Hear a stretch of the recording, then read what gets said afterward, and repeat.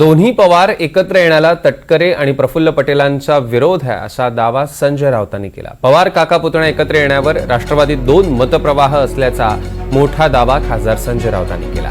शिवाय एकनाथ शिंदे आणि फडणवीसांमध्ये communication gap असून शिंदे आणि अजित पवारांमधनं विस्तवही जात नाही असंही राऊत म्हणाले। राष्ट्रवादी काँग्रेसचे आमदार अमोल मिटकरेंनी संजय राऊतांवर निशाणा साधला। अर्धवट माहितीच्या आधारावर कोणतेही भाष्य करू नये असा सल्ला मिटकरेंनी राऊतांना दिला।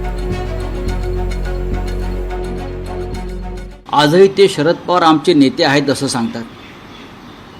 शरद पवारांच्या विचारधारेवरच आमचा पक्ष उभा आहे असं म्हणतात। आम्हीच मूळ राष्ट्रवादी आहोत असंही सांगतात।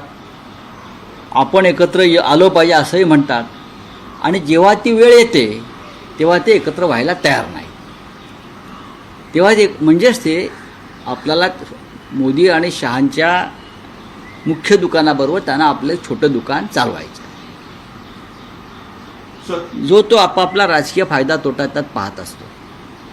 प्रफुल्ल पटेल हे काय महान नेते नाही आहेत, हे सगळ्यांना माहिती आहे। त्यानंतर आता तटकरे आहेत, अध्यक्ष आहेत त्यांच्या एका गटाचे।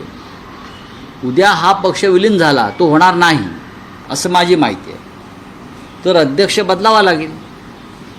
मग तटकरेने काय करायचं हा एक प्रश्न आहे। केंद्रातल्या मंत्रिपदांचा प्रश्न निर्माण होईल। प्रत्येक जण आपली व्यवस्था, आपली सोय आणि आपला फायदा राजकारणात पाहतो, तसंच हे आहे। चला, श्री संजय राऊत हे वैफल्यग्रस्त आहेत।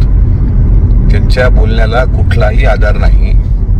बाष्कळपणा अलीकडच्या काळात त्यांच्यात मोठ्या प्रमाणात जाणवतोय। प्रफुल्लभाई पटेल असतील किंवा तटकरे साहेब असतील यांचा विरोध असल्याचं जे काही ते सांगतायत, उलट मी असं म्हणेल की शिवसेना आणि मनसे एकत्र यायला संजय राऊत यांचा खूप मोठा विरोध आहे।